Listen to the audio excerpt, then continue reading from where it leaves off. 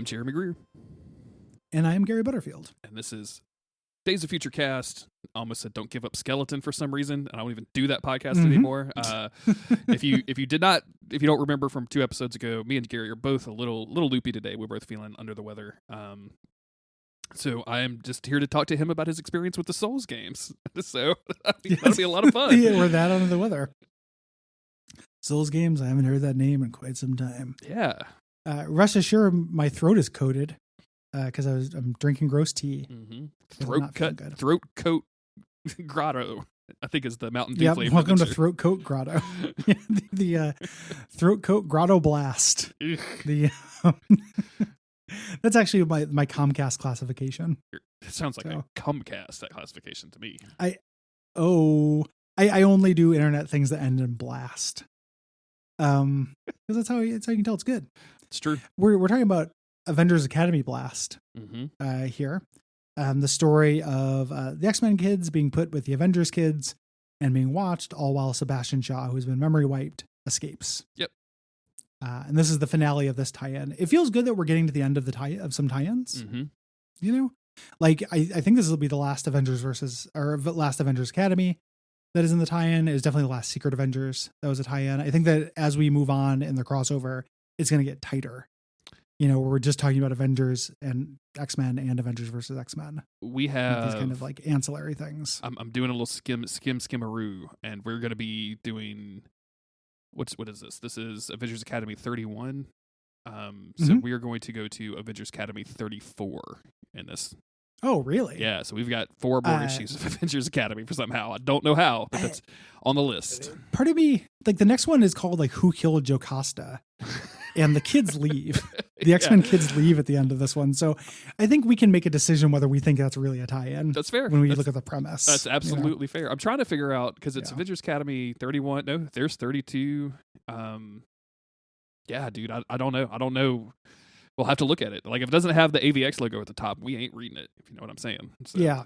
If it does not seem like it actually ties in, we're not going to be beholden. And this is fine.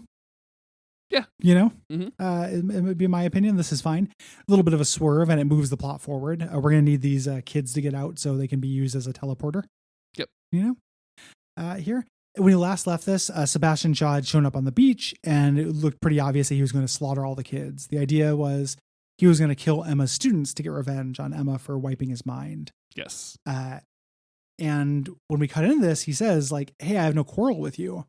Like, let's keep it that way." Yeah.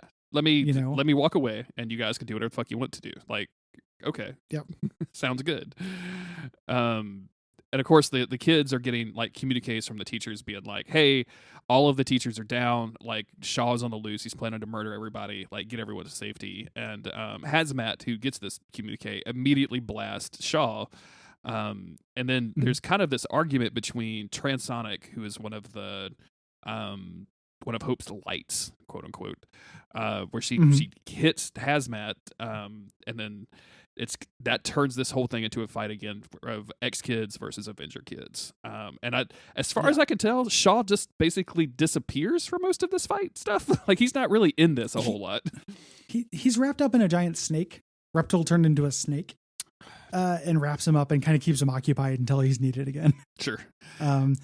Also, this kid named Primal, who I've never seen before. This guy sucks. He's like Wild Child, except he only says one word sentences. He's like, "Fight, mate," and they're like, "No, we fight. We're not going to mate now." And then later he's like, sleep." Like they've just.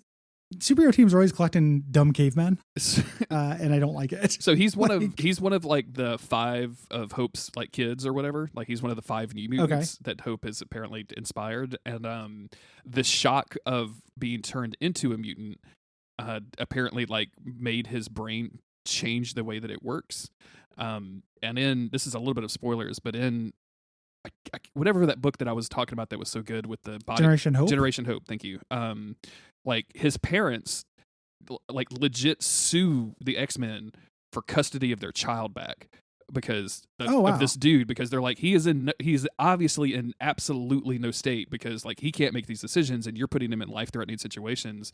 And then something flips in his brain because all of a sudden he needs to know more than these like 5, fight, mate, sleep. And then he has like this really eloquent response back to his parents about staying with the X-Men, and then immediately reverts to mate, sleep, fight back. So he's a little bit more, I guess I'm just saying, he's a little bit more like colored in than like you would see just in a fight scene. But yeah, like if you just read him on the surface, he's, just very, very dumb. Yeah, he's frustrating to me in this comic, but I admit that I don't know very much. Also, this is the greatest concentration of like form-fitting bodysuits. Oh yeah, in a fight, like almost everybody just wears a suit that covers their entire body. Yeah, Reed Richards really putting in the work teams here, huh? Like he's probably got a whole universe of Richards just at the sewing machine. Yes. This is putting Franklin through college. They get into a little fight here. And Hazmat like tries to figure out, he's like, oh, he's going to kill you. And everyone, kind of says no. Laura, X-23 is like, my instincts say otherwise. Can we read his mind? Like, we can't read his mind, but Finesse has been watching him and says like, yeah, he's not here to kill. Yeah. Like he wants to get out of here, and he wants to help the mutant kids escape.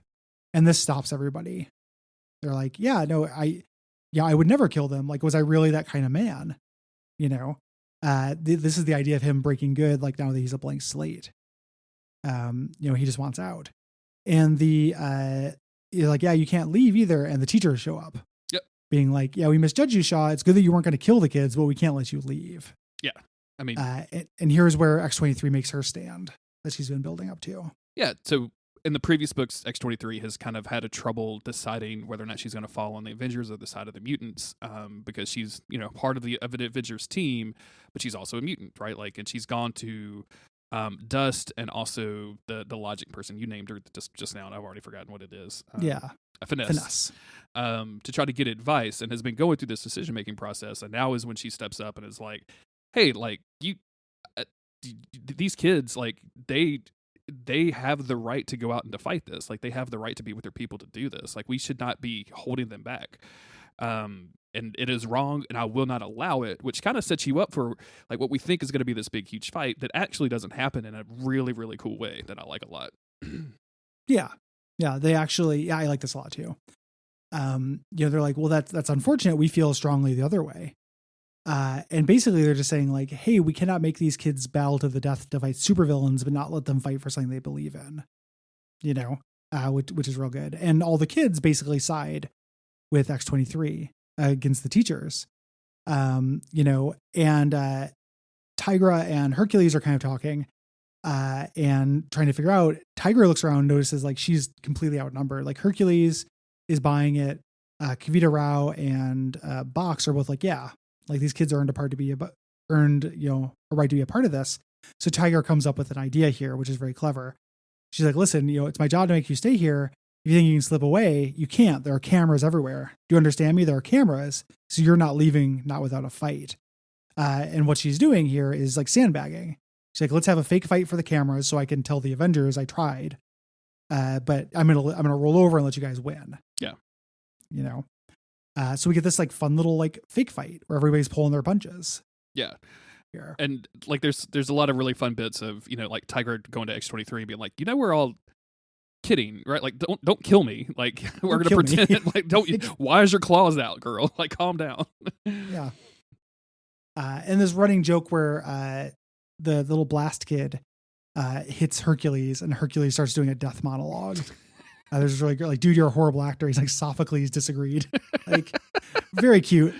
And he starts doing his death monologue about how, very ancient Greek tragedy kind of thing. It's real cute. Hercules has no regrets, for I have lived as a warrior. And if I may make a few more observation errors, I fall. Yeah, it's very funny. We get some resolution between Finesse and Reptile. She was kind of like cold shouldering him because he didn't have like a spine. And he's saying like, no, I'm staying with the Avengers. I think they're right. I like you, but I'm not going to change what I believe. Yeah. And she's like, well, maybe there is hope for us at this point. And it's basically just a big punch pulling fight. There's a really great little bit with Shaw versus Justin and the Sentinel. And he's like, I understand you built the Sentinel. He's like, no, I bankrolled him, but looking at this old model is like looking at a classic car, which I really like because I also have a lot of affection for the old Sentinel design. Same. Yeah. He punches it, with the idea that it can repair itself. Dust is fighting one of the characters. I don't know. Blonde lady. I can't remember. Knocking her down. It's pretty cool. Yeah. This big fakey fight. That primal guy is about to kill White Tiger until Velocidad goes, "No, Tian, no fight, sleep." He goes, "Sleep," and then falls asleep. Yeah. Because he's got the easiest weakness in the world. Yeah, you just ask him to sleep. Just make sure the villain never tells him what to do. Because then he's done. So silly. There's also an implication about him licking his dick. Here, he falls on White Tiger, and she's like, "Oh, his breath smells like sweaty socks." And Velocidad's like, "He's always licking his feet. Yes, let's go with feet." So apparently this animal dude is constantly self-sucking and is now breathing that breath into White Tiger's face. So if that's what you're looking for, this comic has it. I am pretty sure that never came up in Generation Hope. I'm just gonna say, I don't remember him. It wasn't like Generation Self-Suck. Yeah. No, I didn't. I did not read that issue, or otherwise I have put it out of my brain because it would be so horrifying. It was fucking really a big shakeup in the MCU when Scarlet Witch said no more self-suck. And then eventually a character, a mutant that could self-suck, finally appeared on Cerebro. There's that the device that detects people who can self-suck. There's that running joke in Falcon and the Winter Soldier about Captain America being on the moon. And just imagine if it was Captain America had taken out one of his ribs so that he could suck his own dick. It's the same. Exactly. He's Marilyn Manson without the bad music. So and without the sex crimes. Yes. I love the idea of just like a picture of Captain America, like Chris Evans with his ribs all bandaged up in a hospital, like giving a thumbs up, no. Like a real thirsty thumbs up, like as soon as I heal, baby. I wonder if that would turn the general female populace away from Chris Evans, like because that dude can apparently do absolutely no wrong or hasn't done any wrong yet. Maybe he could start selling NFTs, but then I think people would still find him super attractive. So I don't know what that dude would have to do to turn everybody against him. He's very pure. If he came out real strong for self-suck, I think that it would at least be confusing, and Disney would have some words with him. See, I think if he came out real strong for self-suck, I think there'd just be a bunch of women going like, "No, honey, I got you. You don't have to do that. I'll do it for you." Like that would be, and let me not like be sexy, like a bunch of dudes as well, because dudes love Chris Evans almost as much as they love Ryan Reynolds. So. Yeah, a lot of people would want to watch the show. Yes, at the very least. Yeah. Anywho. The knockout Tigra. sorry about the self-suck. The more you say it, the more fun it gets. The more you say it, the more fun it is to say. And it's on topic because this weird little caveman X-Men is implied to self-suck. Velocidad's like, "Yeah, dude, he self-sucks all the time. I see it."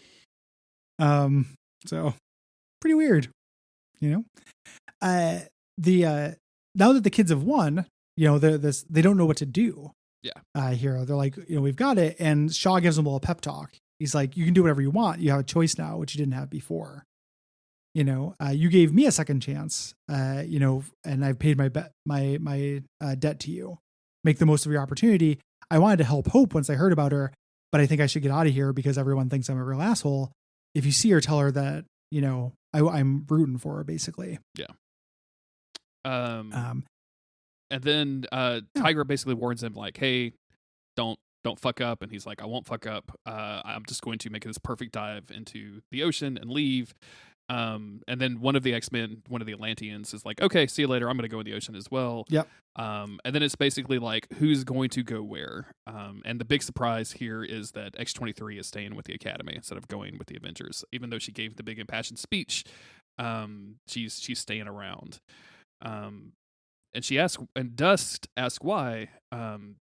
And she said, you helped me. She looks at Vanessa. It's like, you helped me decide, but you didn't push me in any kind of way. You just gave me advice without expecting anything in return. And that doesn't happen. Usually people want to, use her or push her to a certain decision. And, the Avengers in this case did not. Yep. So I need you to be able to choose for yourself. I just don't make that choice, which is a fine position. Pixie teleports him out. Tigra is talking about how much trouble, they're going to get into. There's a real cute, like Hercules. Hercules is very funny in this whole thing. Do not worry, I will do the talking. Which he will not do a good job of this. And Loa, who's one of the X-Men, stayed behind, and she's like, no, I want to go do this, but I figured I'd hang out for a little bit. We can wait until tomorrow because look at these waves. Like, she's the surfer who was letting metal surf. And they all have like a fun beach party at the end. Yeah. She just likes to party. I mean, everyone's just having a great time. The Sentinel is a diving board. Like, they're diving, Justin is diving off the Sentinel's hand. I know it's and everything. I know it's super cliche, and I don't actually know anything about like White Tiger or whatever, but like the idea of going surfing in your full-on Avengers uniform is very hilarious to me. Like, yeah, the Surf Avengers. It's like when Ninja Turtles toys, how every once in a while they'd be like, they had the different theme dress-up ones, and there's the Michelangelo surfing one where he still like had all his weapons and everything. Yeah, yeah, very weird. But that's the end. Just like, hey, we might have just figured this out because these are mutants and Avengers hanging out in peace, with us. And then the next issue says A Boy and His Sentinel. The cover says Who Killed Jocasta. I don't know how it would possibly tie in at this point, but we'll research it. It's got the AVX logo on it though, Gary. Just saying. Damn it. They got you. Damn it. They'll put that logo on anything. And they sure did. Yeah, they sure did. They were fucking liberal with the logo on this one, man. Yeah. They're making no money from it now. Like, us reading those isn't giving them any money. But anywho, that's the end of the issue. And it's fine. It's good and cute. I'm interested. I wonder what Shaw gets up to next. I'm glad that the Kid X-Men are out because that's going to be important to the next issue. That's going to happen. Like the Phoenix's chosen 5 or whatever. And her getting a different 5, which I think is probably the big fulcrum on which this rests, and we will find out. Any wrap up thoughts on this bad boy? I'm like you. I don't know what the rest of the issues could possibly have to do with it. I still don't really bond with any of these Avengers characters. And the only reason that I like some of the X-Men characters is because I've read other books. So this one's kind of a miss for me, even though it does nothing like egregiously wrong. Even though there's some like kind of funny stuff about it, like, Hercules was surprisingly great in all of this. I still just I'm like, okay, yeah, okay.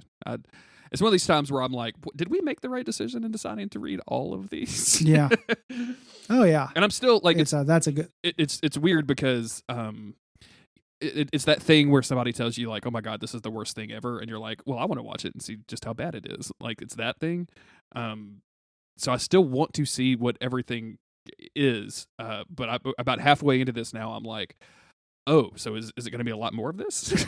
Like, it's not going to be interesting bad. It's just going to be like mediocre and 20 pages of basically nonsense. Yeah, I would say that this tie-in in general, it's basically like pretty mediocre. Like, it's a C. Yeah. For me, it didn't hurt to move through it, but it's also its connection is pretty spurious. Exactly. To the main crossover. It's fine. Did not hurt.